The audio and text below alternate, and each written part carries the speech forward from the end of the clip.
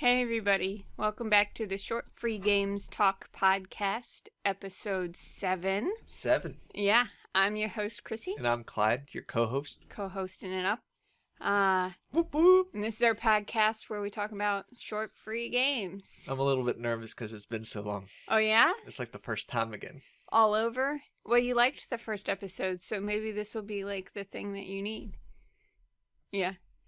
So we were going to do a theme this show. I think one of the things that took us so long is we had an idea about a theme, and then our theme wasn't enough to have a whole show on. Of fan fiction.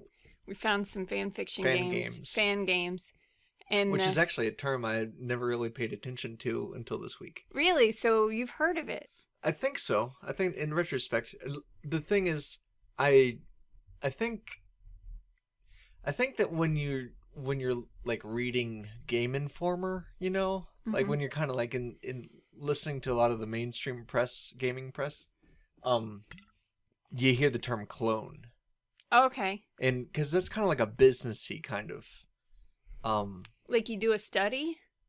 No, I think of clone having a negative, like they couldn't think of their own games, so they made somebody else's game. They're stealing, you know, like they're stealing. They can't do it themselves, right? Because everybody's so obsessed with originality. And I think when there's this understanding that the games are intended for people to be able to make their living, it's got a much different thing going on than like when it's a fan game that's not really even competing with the original. I see. It's more like an homage. You know what I have really thought about since we've been playing these games, and this happens to me all the time in the other fan side fiction world, is that when you find something you like, you're shaking the table. Oh, sorry. When you find something you like and you want more of it, you don't know what kind of more you want. What do you mean? So it's like somebody could make... You're just feeling the intoxication and you don't know what's doing the job? Well, not necessarily that, but if you go to make like an homage to it, you could build a new world off of it. You could continue the story, or you can take characters in the story and put them in a new situation.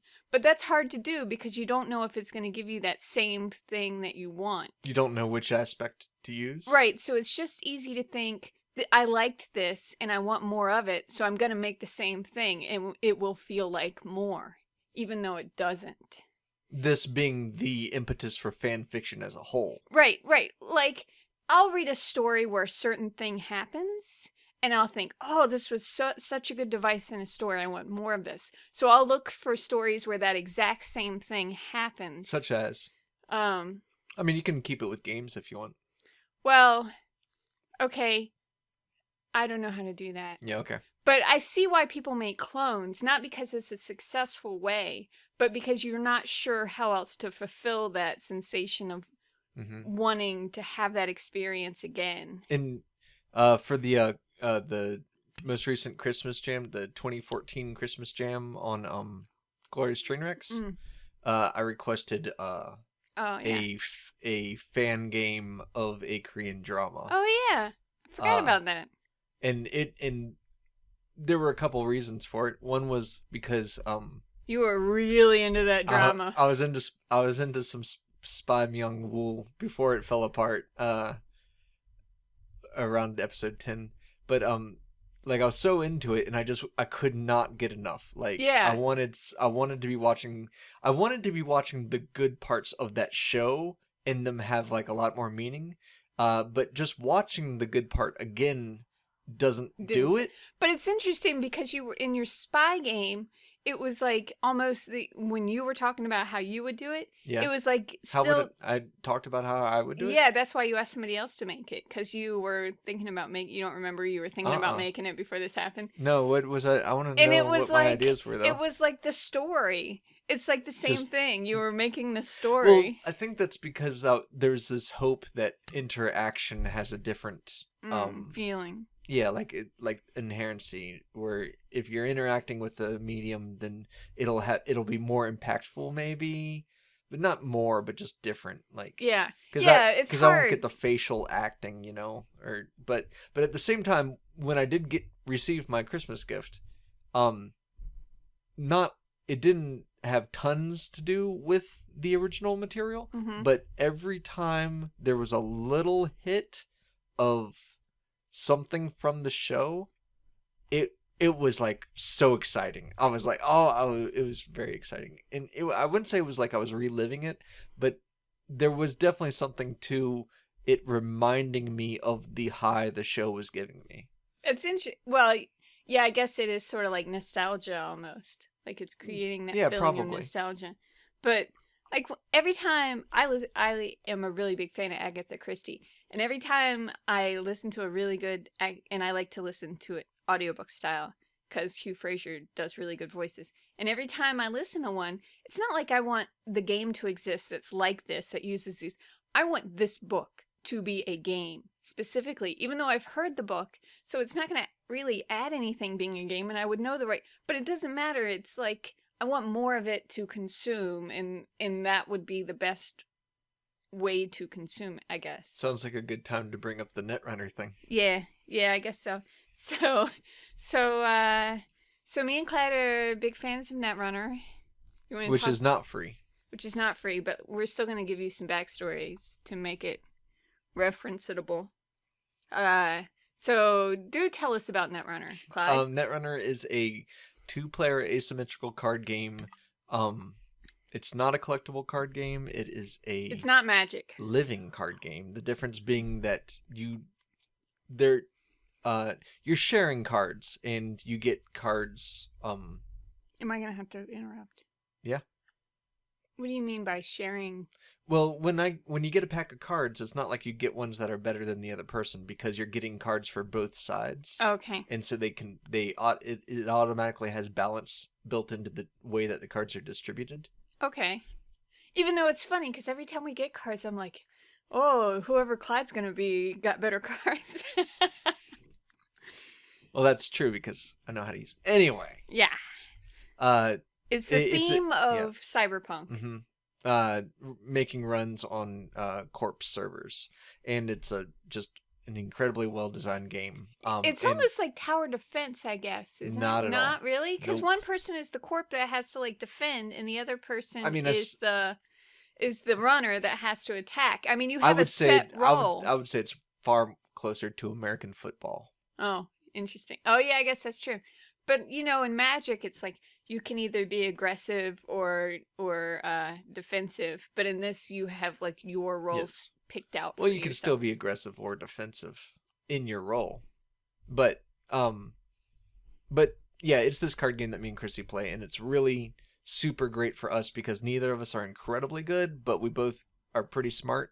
So when we're playing against each other, I'd say 2 out of 3 games are really exciting. And the game has a very strong tying of theme and mechanics, which I have been excited about for a while. And Chrissy is, and I've tried to get Chrissy to understand or to appreciate the game in this way, and she never has. The problem is twofold. Of one, I don't really like Cyberpunk very much. It's dark in a way that I don't enjoy.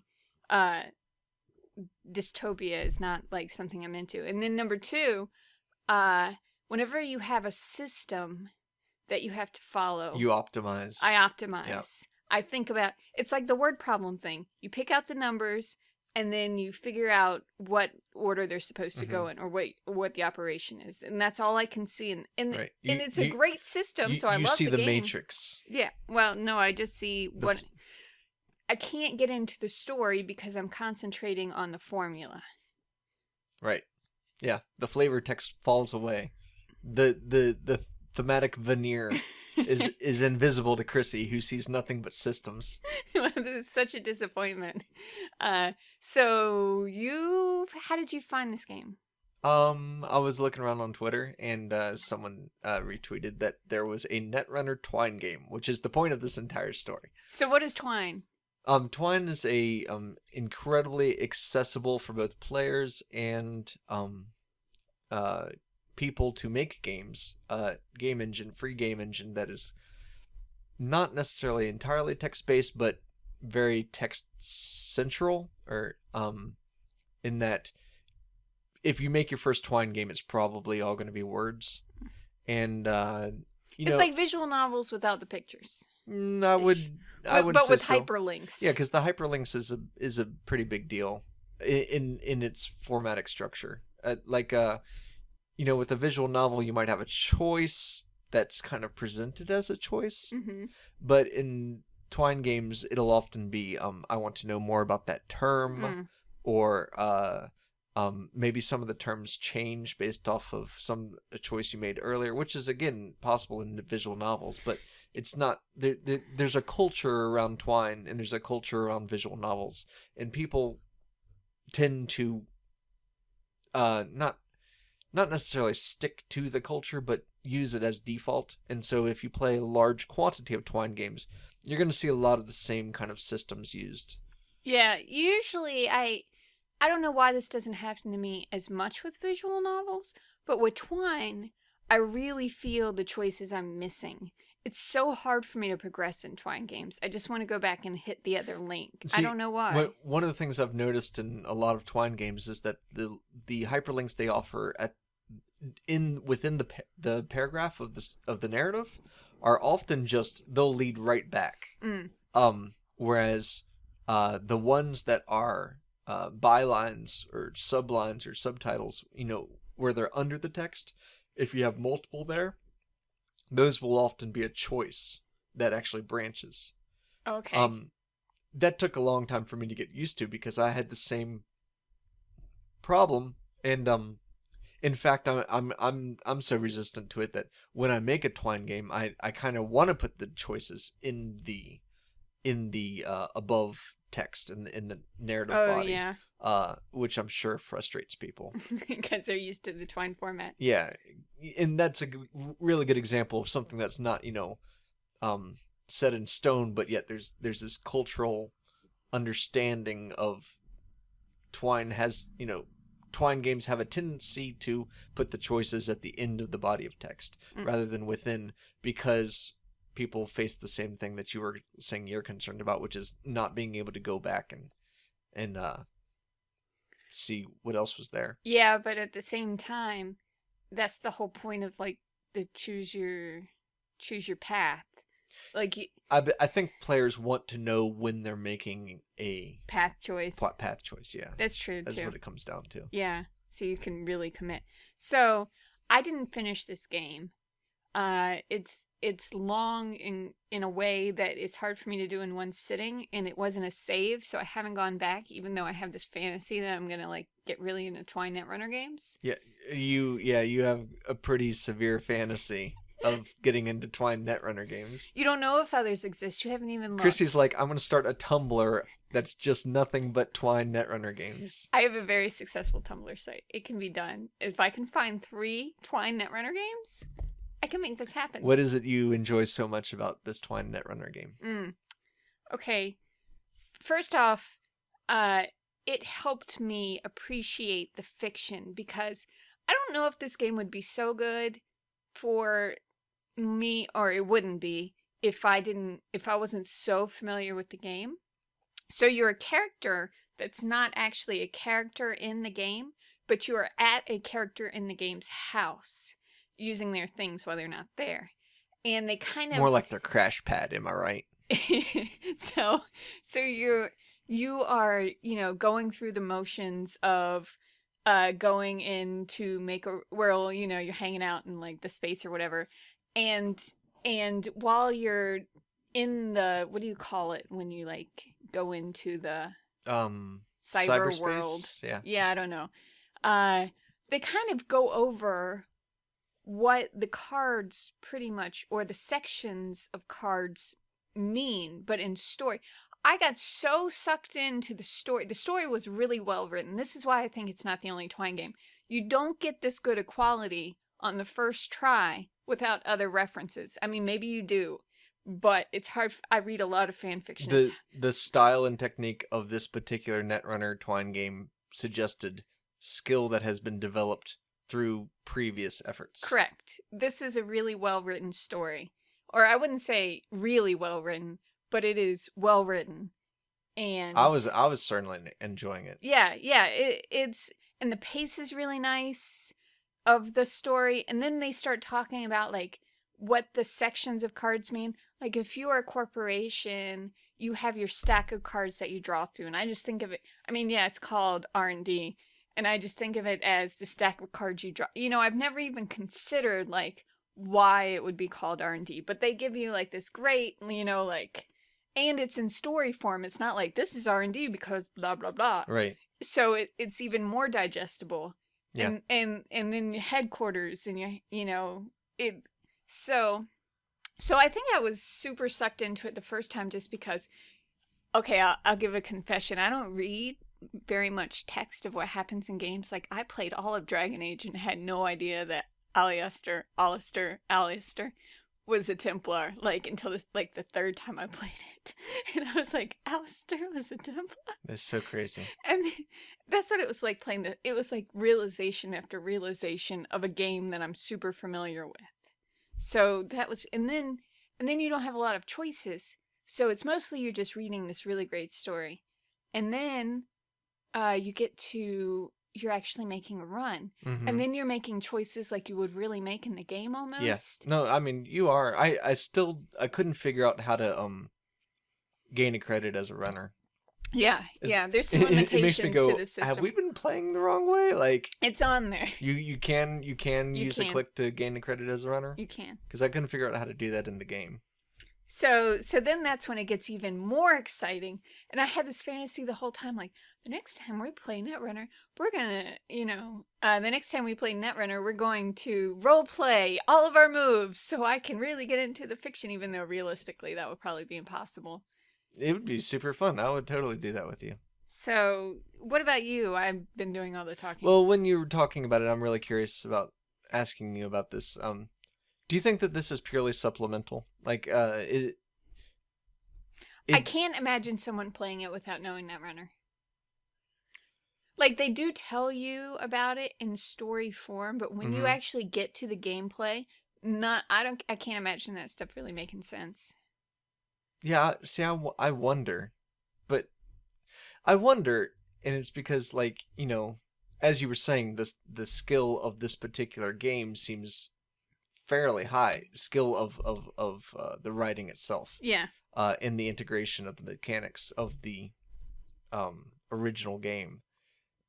And it makes me wonder, like, how much of that would translate through, because it seems like such an excellent opportunity to find out, except for that I've played Netrunner. Yeah. I know, I was having all these fantasies of, like, finding other card games or games to read theirs. Like, we've never played Pokemon, and it's like a thing. There's got to be Pokemon.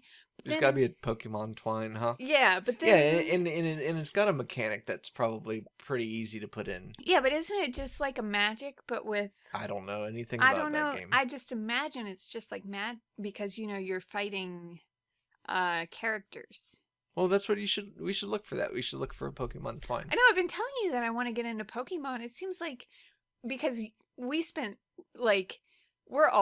We were playing Magic 20 years ago, and we've been playing Magic up until, like, Netrunner, and I could barely get Clyde to play Magic until we found Netrunner. So, like, we missed everything in between, and I'm really curious about it, because people seem to, like, care about Pokemon. But anyway, I'm digressing. The Thing, do you want to say anything before I talk about the thing that... we should probably say what the name of the game is. Why I Run is the name of the game. I think the reason I was so ready for this game, other than that we play Netrunner, is that the pace is a really good pace in this game. The pace is I feel it. I'm sorry for interrupting. No, I wanted you to. Oh, I noticed the same thing. When I was playing through, especially before I feel two ways about this. When I started playing the game, before they introduced the mechanics, I thought that the pace was really great, because the pace is much, much, much slower than an actual Netrunner game, because you're reading the reason why you're making the move, or you're reading, 10 times as much flavor text about each program, and like, where you might have found this program, or that it barely works, that type of thing. And I enjoyed that pace because it certainly allows you to enjoy the theme far more. But once I was going on like my 5th run or so, that flavored text started really feeling like it was getting in the way. Because it was repeating? No, partially because it was repeating, and the other part of it was that I'm familiar enough with the mechanics of the game and the pace of the game that I know that I'm going to make a decision. There's no flavor text that's going to show up that's going to make me decide not to run on headquarters. Yeah. Because I know that's server. the strategic decision I want to make. So when the flavor text is like coming in and saying, a run on headquarters could do this and this and this. Oh, so it's for people. You feel like it's too instructional, or what's that word? Well, no. It's that I've already made the decision. Because I'm in the habit of making that decision. I have a certain style of play, and so the flavor text is not going to inform that. Now, if it's possible for a fan game like this to take some liberties and add in flavor text that does inform a decision, like, maybe one of your programs is, maybe you got a program from a shady character, and you don't know if you can trust them, and then that program craps out on you if you use it. But at the same time, that would super frustrate people that are familiar with the game, because they would still be making those mechanical decisions, and that might seem unfair to have the narrative reaching its hand into the mechanics of the game. See, this is where you want it to be all math problem when it comes to actually the gameplay. Well, it has been in the past, and it's hard for me to operate in a different way and be able to appreciate it. But that's the good thing about it being like this instead of like that, is you can think outside of the optimization. You can find new paths. I'm really glad that you said that, because what I'm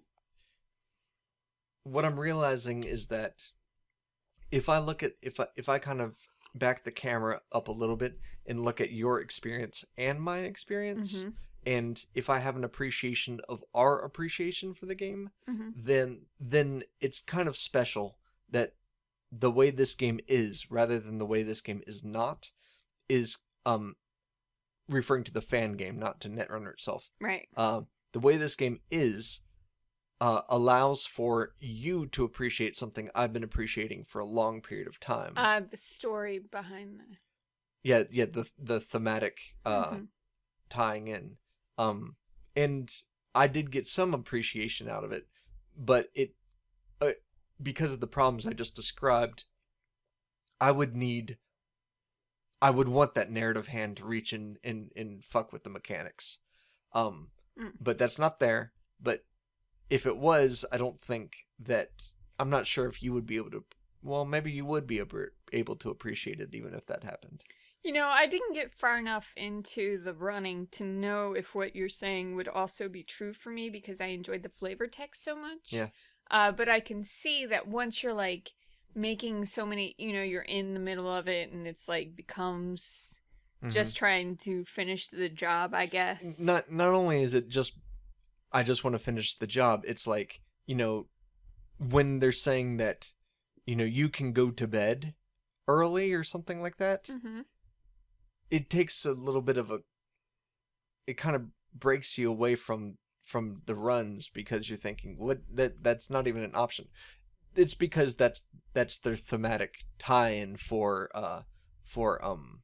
drawing cards or something like that, Oh, I see. And so it's like there's this little bit of disconnect. So there's systems that are not exactly engaging, but like for me, when I did my first run, and they were like, "Do you want to run on headquarters or do you want to run on R&D?" Like I always, I'm like you. I always do the same thing. I always Yeah. run on R&D. I don't care. That's the thing I do. Right. And so I'm like, hell yeah, I'm gonna run.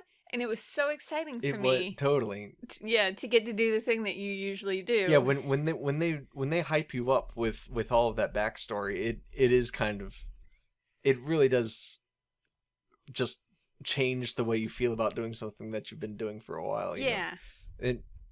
It was a really, I think that this is a really great example of a fan game, because I'm not familiar at all with fan games, and I can totally see the value of this.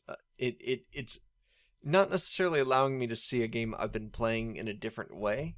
It's just that I'm able to, the breadth of the world kind of opened up a little bit for me. Even if I might disagree with one of their interpretations or two of their interpretations, it still kind of says to me, okay, not only is the world of Netrunner a little more alive for me, but here is someone that I've never met before creating a game based off of their interpretation of Netrunner, and that tells me about their experience with something I very much enjoy.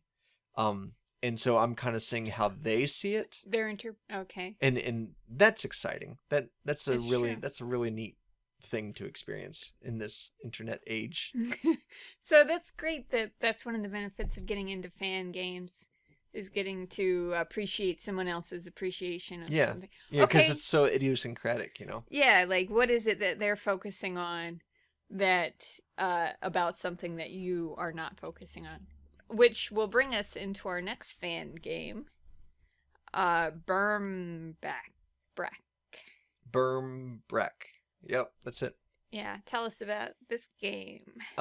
This was a submission to the Jake Clover Jam. And it seems, is it made in RPG Maker? I have no clue. I could see why you would ask that, because the icons look very RPG Maker-esque. I just played a lot of those games, but but it's played in browsers, so I don't think it is. But I don't know. Anyway, the thing that so if you read the description for the game, this was so fascinating to me. I really wanted to play this game after you told me about this. The description of this game was basically an explanation that a lot of games come out for PC, hobbyist games that come out for PC that are not available for Mac, and they are limited to Mac use. And so that means that a lot of their game experiences with hobbyist games are to watch Let's Plays of them. That's commitment. But the Let's Plays often have voiceover, which they seem to think of as being some form of corruption. And because Jake Clover Games... I mean, I was going to say, I could totally see that with Jake Clover Games. With Jake Clover Games, there's sound is so central to the experience? Yeah, the experience and atmosphere and world building that yeah, that would be almost like putting your hand in front of half the screen and trying to still watch somebody play the game. I mean, the sound is as important as the images. Yeah, I like that image. Someone putting their hand half in front of the screen. Because it was a Jake Clover jam, they decided to make a game that is a Let's Play game. So there is no input. You are watching this game play itself as if it's a Let's Play, but you're getting the pure stuff because there's no camera, there's no capture, there's no voiceover. You're just watching the game get played, simulated on your actual computer. I don't know why I love this idea so much, but I really love it. I think it's fascinating. Yeah, it's like such an original idea of recreating or fan making a game or a style of games, I guess. Yeah. That I really wanted to see what it is, because again, it like goes back to like, you have 5 items you pick out about something. What do you pick whenever, Totally. So I really wanted to see what they were focusing on when they're watching these videos that they were going to put in their own game. The train and the trees were probably the most notable additions for me. So you want to tell everybody what happens? In the... You have I think it's like a little, kind of like a wizard sprite, is it? I don't remember. But it shoots fireballs at. Let's see if I can remember what the sprite is shooting. There's at. like these round things that move, right? Or are those the things that's not hurting you? I can't remember. I can't remember either. We But played that like over a week ago. There's some sort of like creep creature that can't hurt you, I don't think. Oh, Yeah. the worms. That's what they were. Okay. They were worms with big circular teeth mouths. Like silverfish mouths. I just recently Googled silverfish mouth. Oh, really? And it looks very similar to that. Silverfish are so creepy. So there's worms that wander around, and Did Jake Clover have a lot of worms? I would say that a lot of the creatures are kind of wormy. Okay. Sorry. Go ahead. And the protagonist player thing moves around in kind of like these like turn-based lerps, and it's like a walking algorithm, and then if it gets close enough to a wormy thing, or maybe if it's facing it, it'll shoot a fireball that kind of blows it back a little bit. Mm-hmm. And it wanders between like 3 or 4 places, one being what looks like a jail kind of deal, one being a forest, which is some scraggly trees. I don't remember what the other ones are. I remember it going behind the train a lot. Yeah, I remember it going behind. I feel like that was a middle ground. There's something in the where you get a lot of sound down at the bottom. What was that? I don't know. Shoot, there's like a little patch of something. Shoot, we should have played this right before the podcast. Yeah, we should have, because our memories are terrible. Yeah, like. Yeah, but the best part about this game to me was that they focused on the sound in a similar way to, I mean, I've only played one Jake Clover game, but I really enjoyed the localized sounds in this game, and I feel like this person made a really good representation of localized sounds moving around the screen. They're like, finally, I get to watch a Let's Play where I can hear it. That being a focus was one of the more fascinating things about it. But it's just, to me, it's largely a conceptual piece. There's, I play a lot of hobbyist games, and very rarely do I run into one that plays itself. Possibly never before. I don't know, we've played a lot of non-playables lately. Like what? I would say Emma. Yeah. Yep. I would also say Eliza. Eliza takes input though, and even Emma takes input, and so it really this game, Bermbrak does not take any input. That's true. And so that's it's so radical that it's it makes me question my assumptions about games, in my assumptions about how I enjoy them. Yeah. And the thing that's really kind of fascinating to me about this is that this is not a video of a game being played. It's a game being played. It's a game being played. That you're watching. It's a simulation that's running right in front of you, and I think that distinction makes it kind of different. Yeah, I mean, I feel like this has a lot of potential, but I don't know what it is. Yeah. You know, and okay, so I'm gonna lead this into the thing I've been really into. I don't know. I don't really care about the definition of game or what's a game or whatever. Yeah, I'm trying to avoid that too. Why? Because it's not. It doesn't make a difference. Yeah. I don't really feel like it's part of the equation of having an interactable experience. Yeah. But there's something particular we enjoy about interaction. Yeah, right? Definitely. But I don't feel necessarily like I have to have it in order. I don't. How do I say? But you kind of want to know what to expect, right? Well, I was about to call those videos a game. Right. And I'm with you. And but at the same time, I can understand why someone else might be skeptical, and because I myself am skeptical. I'm not merely playing I'm not just playing a devil's advocate here. right. I'm saying I have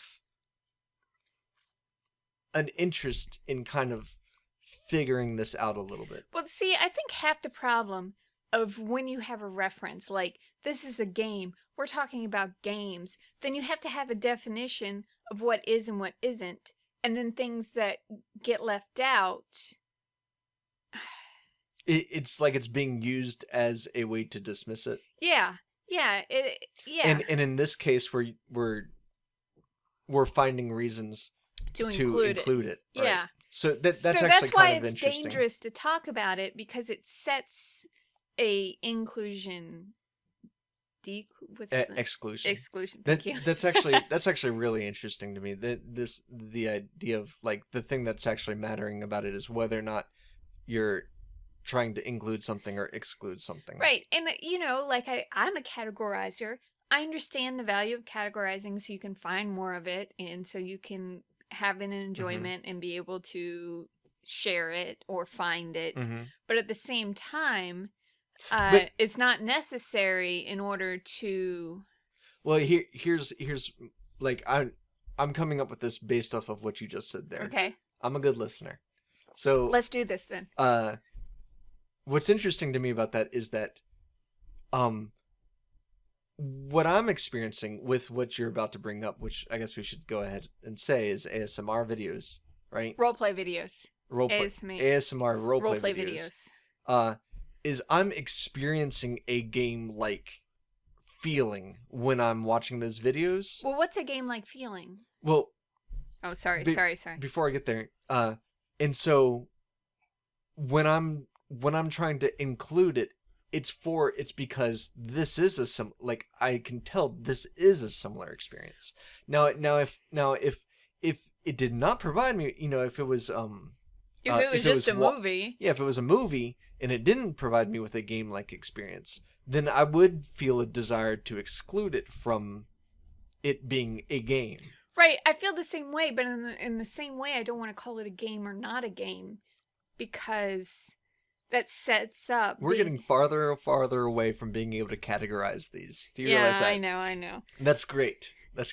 So I got really into ASMR. Well, one person's ASMR roleplay videos. If you don't know what these are, because I didn't until this week, it is when someone takes on a role, character, and does an entire video as that person. For instance, the ones I watch, ASMR requests by someone named Allie, she does things like she works at a package store and you bring in a jacket and she spends an hour wrapping it in bubble tape. It is a surreal experience. It is I can't. This is actually one of the reasons I enjoyed Why I Run so much, because one of them, because I've watched so much of these videos this week, and they are so slow. It was like the pace was one level above it. Yep. So I was like ready for how slow it was, but it was a little bit faster than Ellie, so I was like, woo, we're on a ride. I'd like to talk a little bit about my experience watching these videos. Please do. When you're talking about the slowness and the level of interaction. So, obviously these videos take no input. No, but she'll ask you questions. But she'll ask you questions, so it's kind of like you can provide input, it just doesn't change what happens on the screen. But it does change how you experience what happens on the screen. I know that sounds flighty, but it's the way it is, okay? So when she says, what is your name? If you tell her, then... Because she's going to act like you just told her. Yeah, and then she kind of responds like you told her. It makes a big difference for the way you feel while playing the game. So, that being said, so the package store one is the one that was the most impressive to me. And let me tell you why. Okay, tell me. Because She really does wrap up a jacket for an hour in bubble tape. she spends so much time wrapping up that jacket in bubble tape that I become really nervous about whether or not I'm going, like, this is a place, this is a scenario that I've experienced in real life and do feel a little bit of anxiety about. Oh yeah, like somebody's. I keep thinking, like, is somebody behind me in right, line? is someone right? There's this. It actually draws from real world experience, and I'm thinking, like, is she hitting on me? Like, is this? How does she have? What if her boss walks in and sees that she's using multiple layers of bubble wrap on a non-fragile item?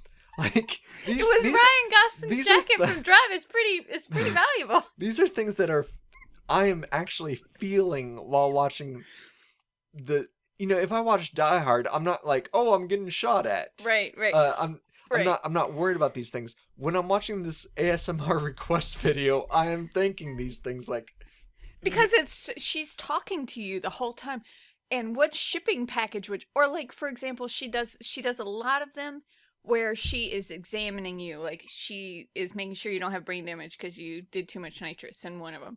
So she does a lot of like looking into your eyes with the light and telling you to look behind her shoulder and look up. It's like you're really getting an exam. It's such an interesting experience, but in such a slow manner. Yeah. That it's like a relax. Like for Clyde, when you told me about it, you're like, it's too intense. I can't watch it. Yeah, because it's really intense for me. If she's like, look to the left, look to the right, and she's talking to me the entire time, it's very similar to feeling like I'm at the optometrist or something. Okay, so when I go to get something medical maintenance done, like dentist, doctor checkup, optometrist, oil change even. when I go, I am business. Like, I don't want to talk to you about your kids. Oh, I don't want to make hear conversation anything. with me. Please don't talk to me. Just do it fast. Tell me I'm doing a good job flossing and let me go. Like, I don't want to have any interaction. Me neither. But sometimes they do. They make you, especially our dentist. He wants to talk the whole time. So I have to make conversation in such a way that, like, they don't feel like I am being snobby, I guess. Right. I want them to be comfortable. I'm mean to people that are trying to make conversation with me, but with them, I'm like, your hand's in my mouth. I'll answer any freaking question you ask me. I have gotten much better at small chat. But the entire time I'm like, I'm intentionally making small chat because I want you as someone who's operating on me to feel like I'm not hating you right now. Oh, that's nice of you. Well, it's also for my own self-interest Right. because they're doing sensitive things to me. So it's like, this is usually my experience. So when Allie is doing these things in front of me, I'm feeling that similar anxiety. That's funny. And she's asking you, do you have any family coming for the holiday? Well, Oh, yeah. I was telling Christy to be louder, and she's like, well, Allie's quiet. I know. I got to use my ASMR voice. Okay. Do you want to do a break to check and make sure our computer didn't break? Or you want to wait? I would rather wait. Okay. But, I mean, if you want me to, I will. No, that's fine. So... now we can move on to the next section. Either we can talk about the Froggy series or we can talk about chatbots. The chatbots seem more related. Okay, I am dying for you to explain to me the chatbot thing. Okay. I'm interested in chatbots. But why? What is it that's interesting about chatbots? I guess I'll start with Eliza, the original Eliza, that was made in the 60s. That chatbot, the first time I found out about that chatbot was, when I was in high school or whatever, and someone on a BBS or some sort of similar AOL type of service was like, hey, my sister wants to talk to you for a while, and they basically put Eliza on the phone or on the Computer. and watched to see how long it would take me to realize that it was a algorithm. Well, based off of playing that one the other day, I would think about 2 sentences. Chrissy, okay, so Oh, but continue and then we'll get to I can talk with a chatbot for a while, okay? And I'm really interested in them, and not so much like I would love to make one, but it seems too complex. And so every once in a while I'll kind of like Google chatbots to see what's out there, and Really? yeah, totally. And Why? You just want to see what kind of things they say? I feel like they'll make progress and they'll be more interesting to talk to. Okay. Other than just asking you back whatever you just said? Yes. Well, that's just Eliza. Okay. So Cassie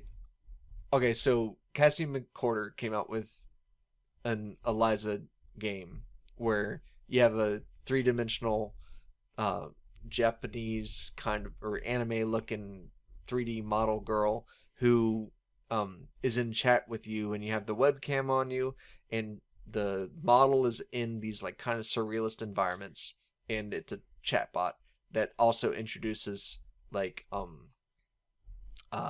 surreal text segments, I guess. How do you feel like the picture was connected to the chatbot part?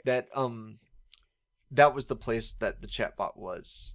It allows me to visualize the space in which they are, and I think that's the purpose of the webcam largely too, is because you're seeing yourself in your environment, and there's this... There was a webcam? Yeah. Well, it didn't work when you did it. Oh.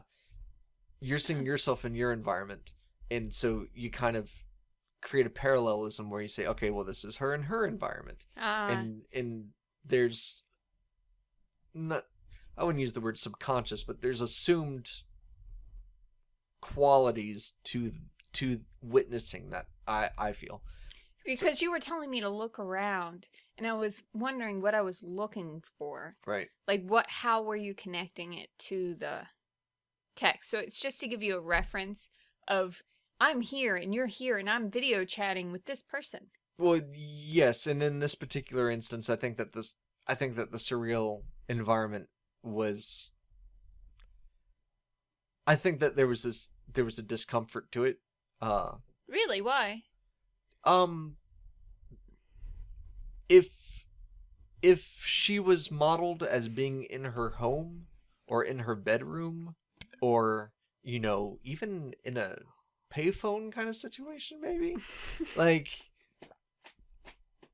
something where there's adults around, like anything that's kind of more domestic, I think that would imply that she's not distressed. But when I see a model of someone that I assume is underage, being in these like yeah, I don't even remember what the environments were. Well, like one's like, I think got like golden horse statues behind it, and everything's kind of reddish, and then one of them's like, it just like suddenly transfers to these like head models that are kind of like colliding with each other.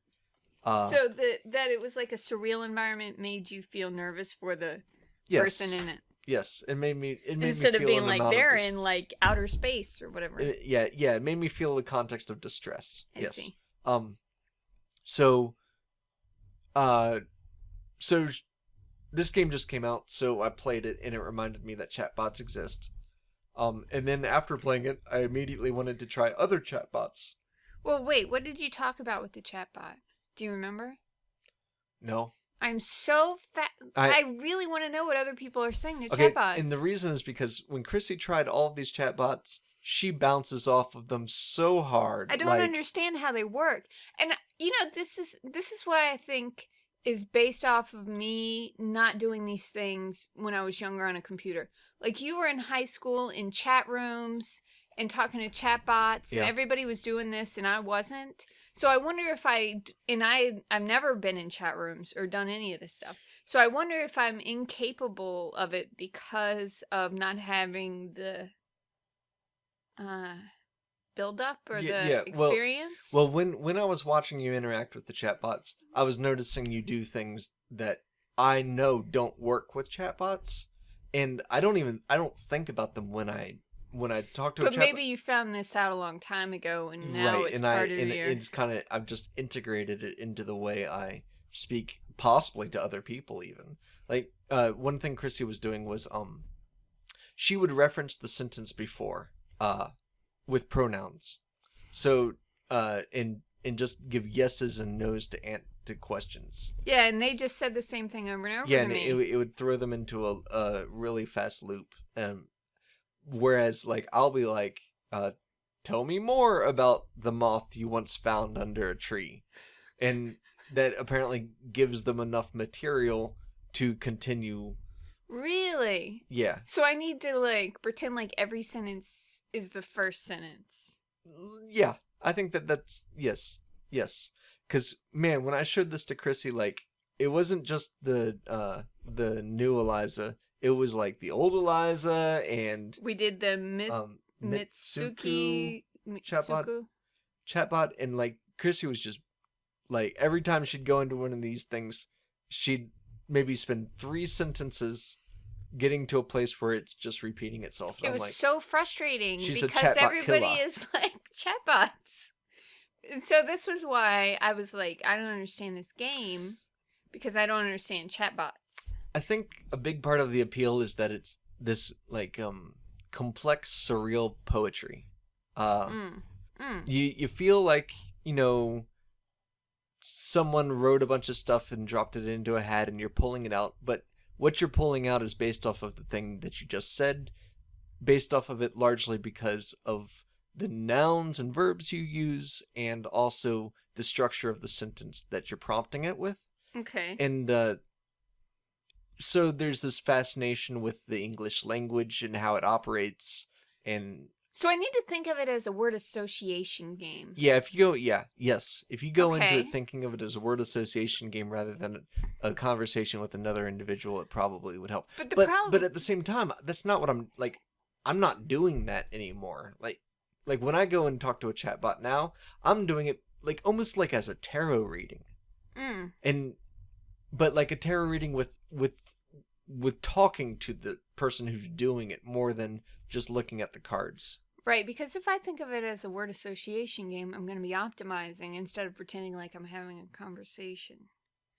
Because in this game, there's a person there and you're supposed to be pretending like they're there. I have to figure out how to.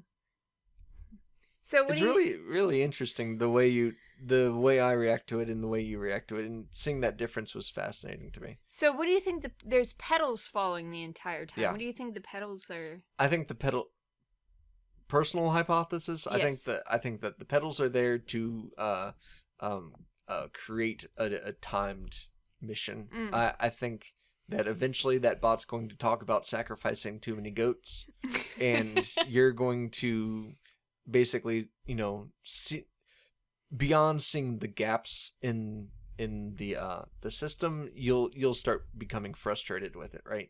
And that's what happened when I played the original Eliza. After playing this one, that's what happened to me. I got to the point where I'm like, she's not even listening to me. Like, oh yeah, you got in a fight, right? Yeah, I got in a fight with Eliza, and so I think that the petals they eventually obscure the screen so much that you can't do input anymore.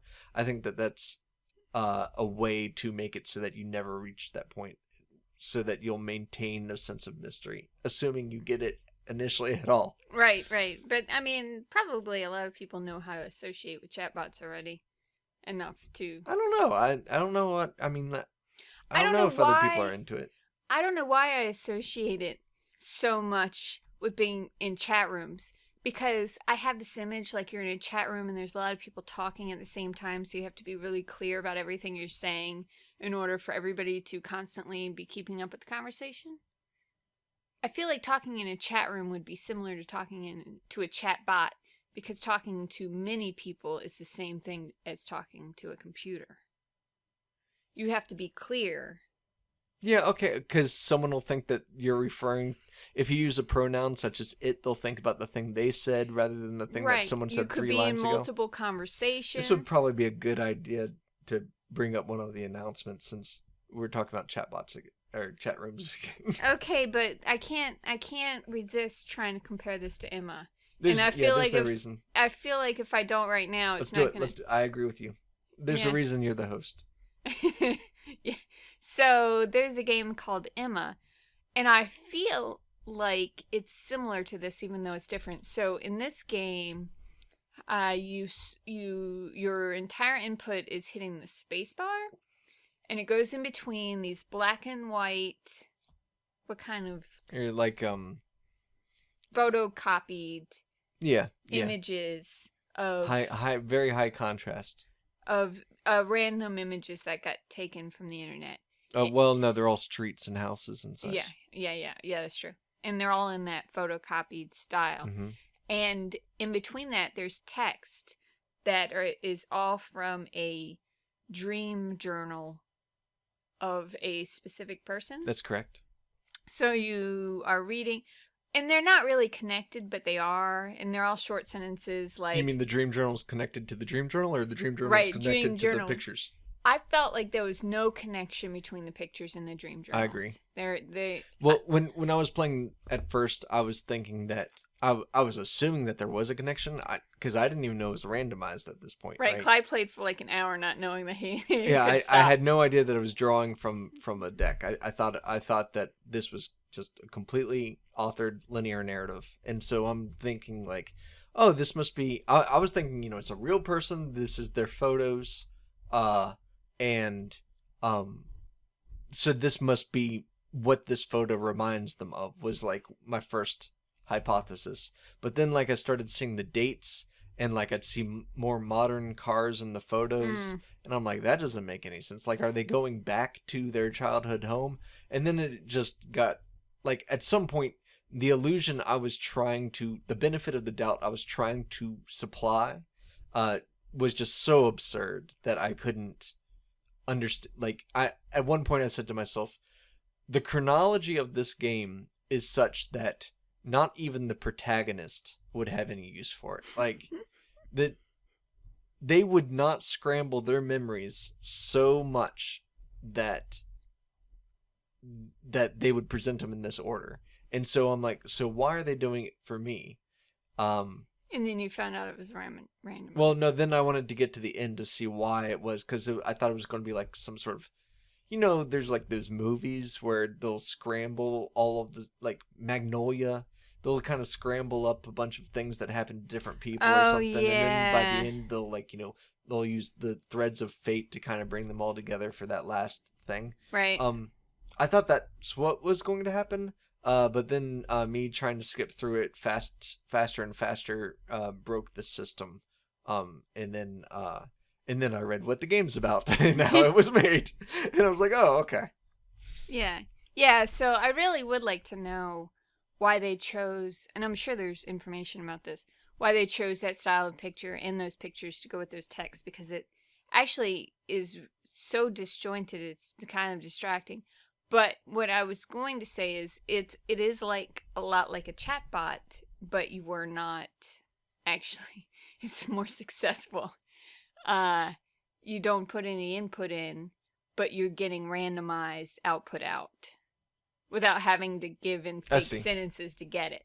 I see. So because the chatbot's not relying on trying to be relevant to you, there's more of a chance of it being relevant to itself. And it actually gives me real sentences of things that it's communicating versus just asking me, what are you doing? Or I can't remember.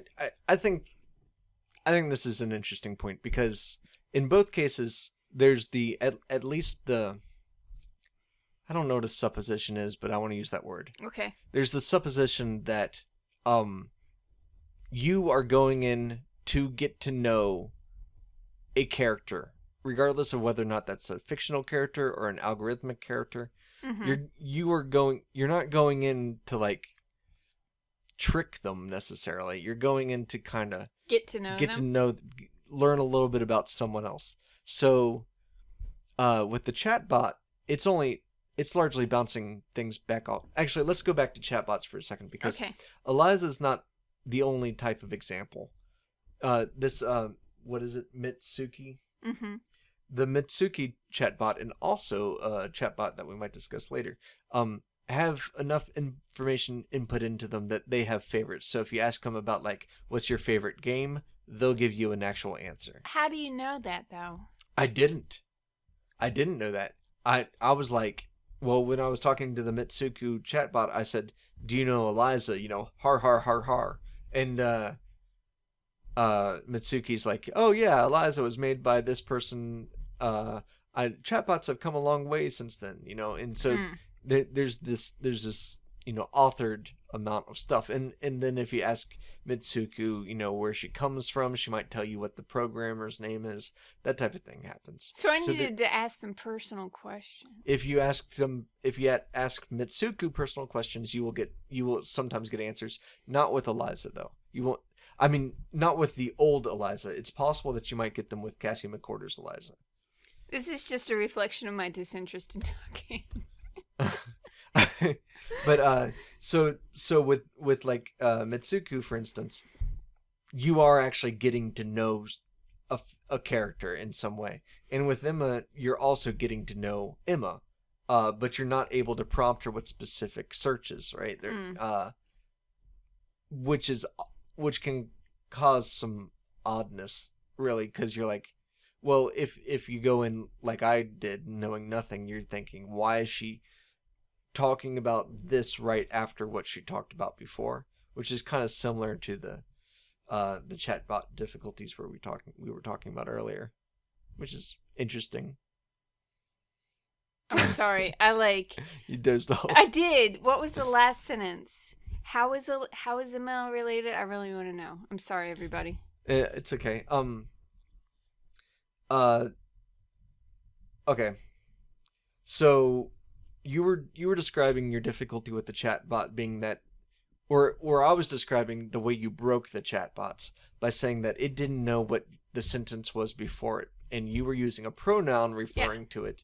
So there was this massive confusion where you're like, you expect it to know what it's talking about, and you're throwing it into a loop. Right. Okay, well, Emma has a similar problem of not maintaining that memory, even though she's completely because authored. they're not related. There's no order to the actual. It's a random draw, apparently. But there's no order to the chatbot. You have to give it a whole sentence with every single word that was. You have to pretend it's new. But you do get some amount of relevance to what you type if you know how to talk to the chatbot. I see. But it's interesting that they both have, in both cases, we have algorithmical characters that are showing the limitations of their mechanisms, based off of their ability to remember what was before. just being talked about. Yeah, that's a really interesting connection. But it's a different type mistake they're making, right? But I really enjoy that people are working on this, because I would like a really interactive, or not even interactive. I just want to know, I guess, hearing other people. You know, there's something about hearing other people's conversations, or getting to see what other people are thinking about without actually having to go through the effort of having a conversation with them. Well, I mean, there's a power fantasy involved. Like, we usually think of power fantasies as being like saving the universe or killing a man, but right. In reality, like riding a dinosaur, right? But the power fantasies I'm personally most interested in are the ones that are very mundane, because, you know, I don't feel comfortable insulting people, for instance, right? Like, to their face. But that would be fun. So, like, you're so from Virginia. Well, it would, you know, I have certain skills. I have a certain set of skills that I would like to be able to utilize. I don't get to utilize it. It would be nice to have bots that I can insult, right? Or it would be nice to have bots I can hit on, right? I'm a married man. But it would be nice to have a bot that I could, you know, you see can simulate. You know, you're right. That is like a power fantasy. See how sharp my game still is. You know? Like, right? Yeah, no, you're gonna use lines from Dog of Dracula. Let me tell you. And you know, it's not just that too. Like I want to crack jokes at a cashier and see if they laugh, but I'm not going to do that because they're there because they need to make money and they don't want to be there at the time. Right, you just Like, want to leave them alone. Yeah, I just want to leave them alone because I know what it's like to be at a job. And so there is you know, I see the alternate reality where you get to like talk. Yeah, right. I am to be clear, I am so overly considerate in Oh yeah. social situations that I don't get to you know, poke. And Yeah. that's what to me that's what video games largely provide, is a safe place to poke. Yeah, I can see that. Okay. Do you want to take a break before we do the next set? Yeah. All right, so we're back from our break, and Clyde, instead of questions this week, we're going to do announcements. Yes. Do okay. tell, Clyde. So, I spend time talking to some hobbyist developers on Twitter, and I spend time on forums and such, and I pay attention to game jams that are happening, and I play other people's games and such. But what? No, I'm just watching it. You're looking at me funny. No, I'm just waiting to hear what you have to say. Sometimes I'll see something that I personally need from the community, and What do you want mean to by fill need? it. Something that I'm lacking in, something that feels like it would be helpful to me as a human being. Okay. As a social creature, and because, you know, all the interfaces that I'm using to communicate with these people about things that we both have an interests in have certain inherencies or inherent qualities that kind of shape the things we end up talking about. For instance, Yeah, why don't you get to where you're... Twitter has like 144 characters. It's very public, not in like a I can't say anything crazy kind of way, but in a way of like... I can't say anything because I only have 144 characters. But in a way hate of Twitter. like, you know, you kind of can't... Well, I mean, some people feel very comfortable about making a bunch of like many jokes in an hour.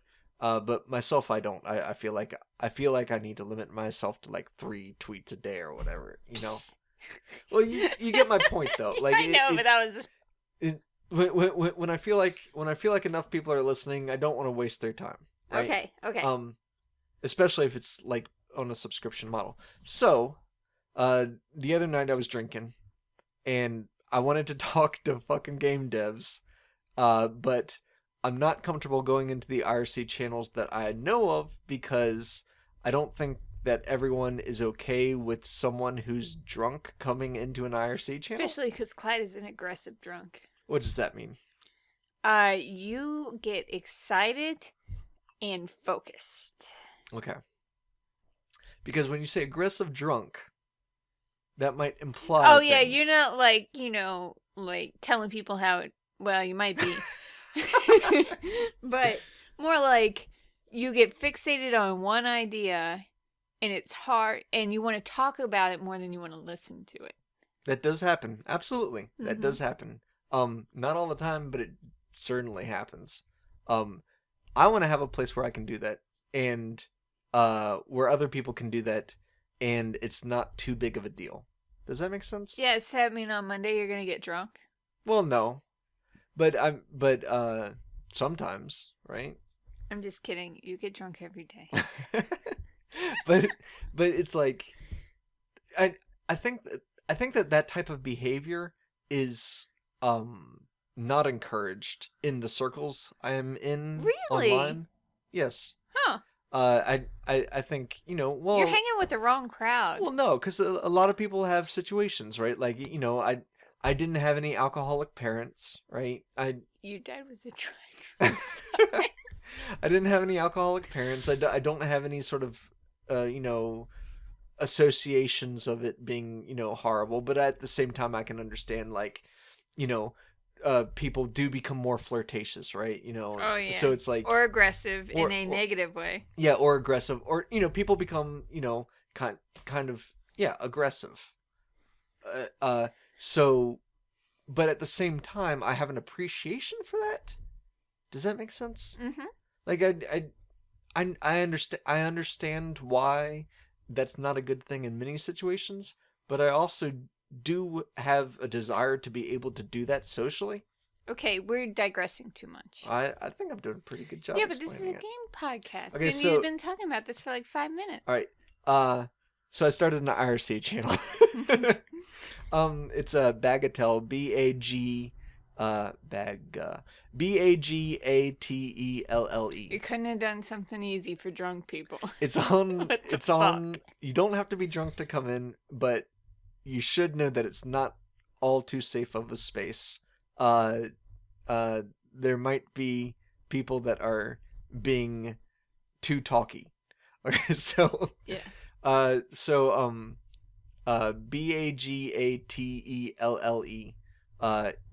So if you go to QuakeNet, I think, and then say chat, and then you type in your name and then say hashtag BAGATELLE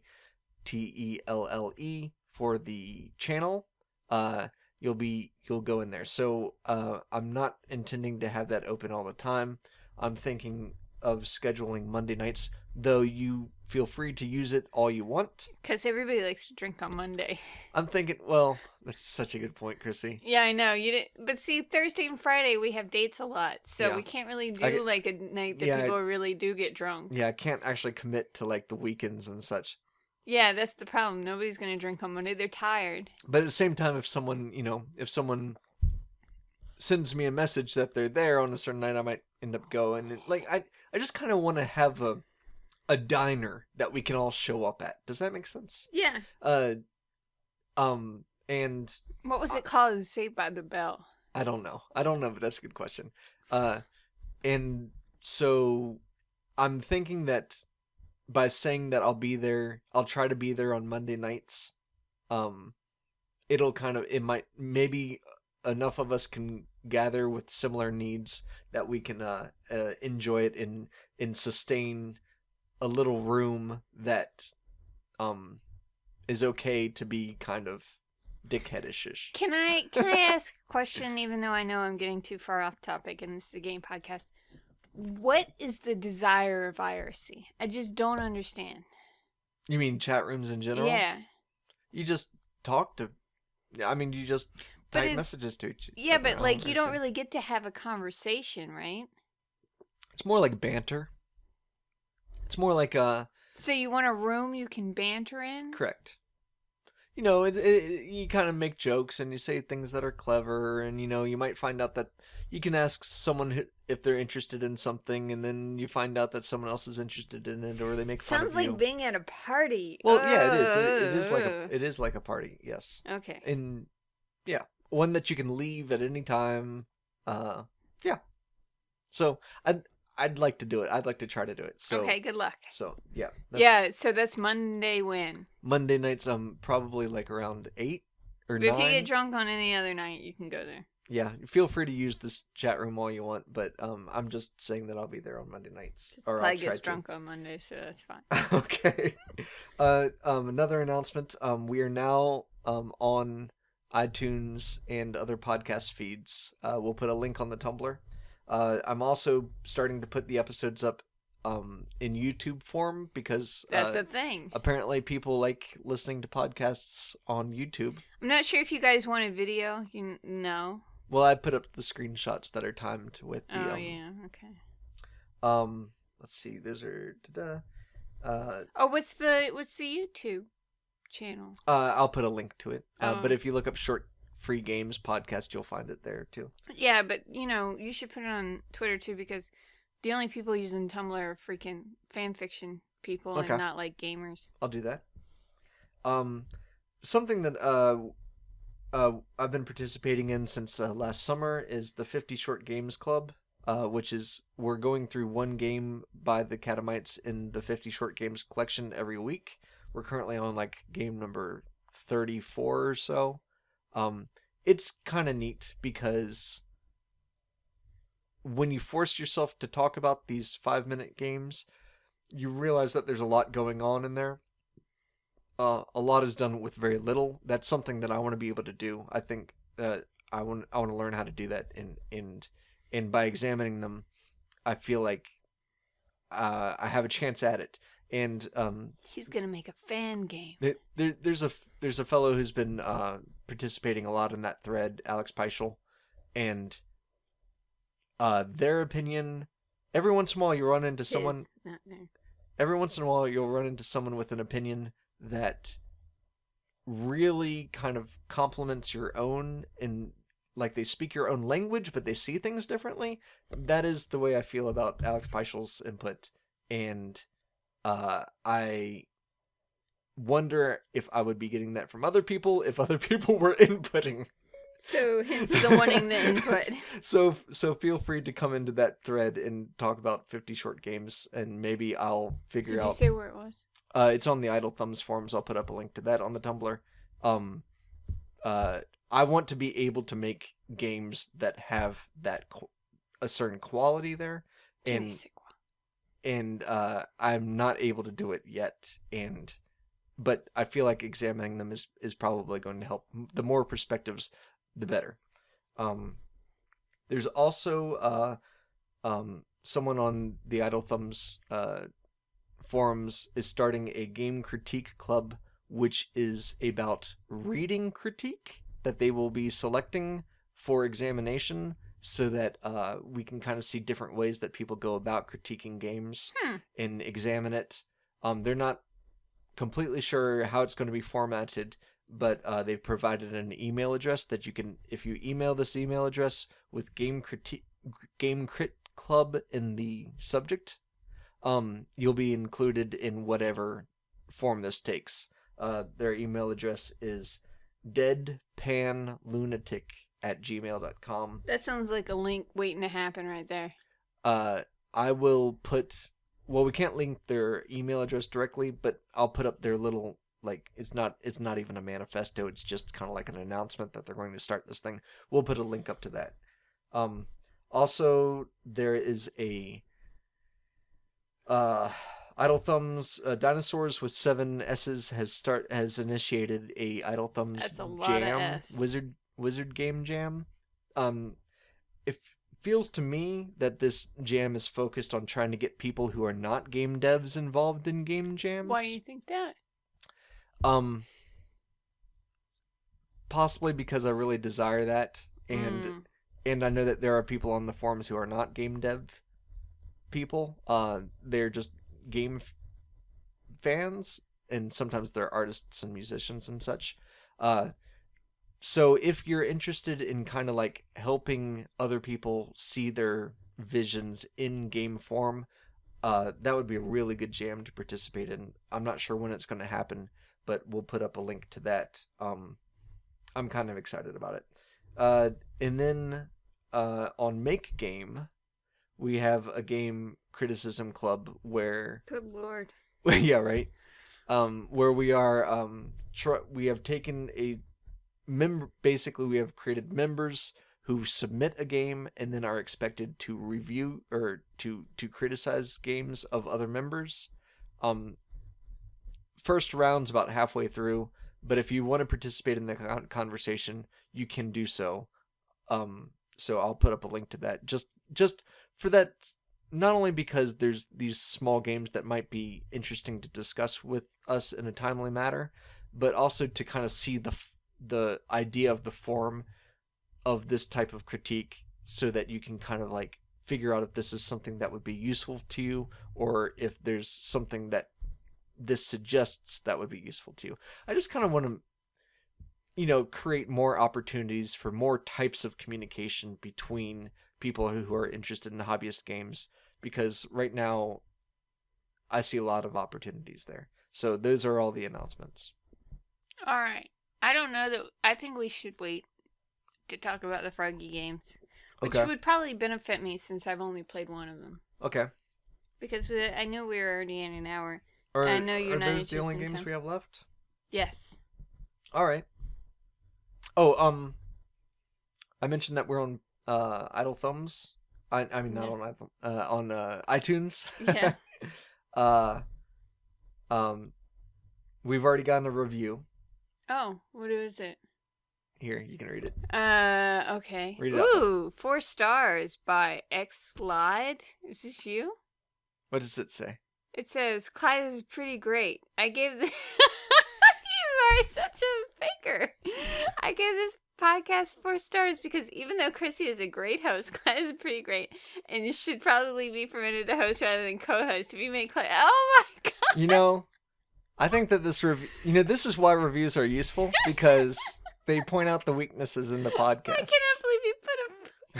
Oh, let me tell you what it would be like if Clyde was the host, okay? Number one, I have to go through a big effort of sitting him down at Panera and making him go through what we're doing so he even has enough. Because all week, all month, he said, we don't have enough games. We haven't been playing enough games. Well, I'm doing my... Yeah. And then, on top of it, he's like, I don't even know how we're going to talk about these games. So, you know what? I got a return review. Yeah, that was my excited version of nothing. Yeah. All right. Well. Yeah, I mean, yeah, you're right. The Froggy Games should wait. Yeah. Yeah, we should probably cut that last part out. I'm glad you're a host. Yeah. So anyway, I hope everybody has a good week and has fun watching ASMR roleplay videos by Allie. Yeah. This was this week we were really, or this 3 weeks we were really struggling to kind of put a show together. Yeah, we thought we could do it all on Friday or whatever, but that just didn't work. Yeah, I was busy the first week, and then stuff happened, and then we had ideas for the shows, and they didn't seem to connect, and we wanted to kind of, the last act was kind of hard to follow. Yeah. But at the same time, I am happy with this show. I think that we discussed some interesting things. Yeah, yet we're still talking.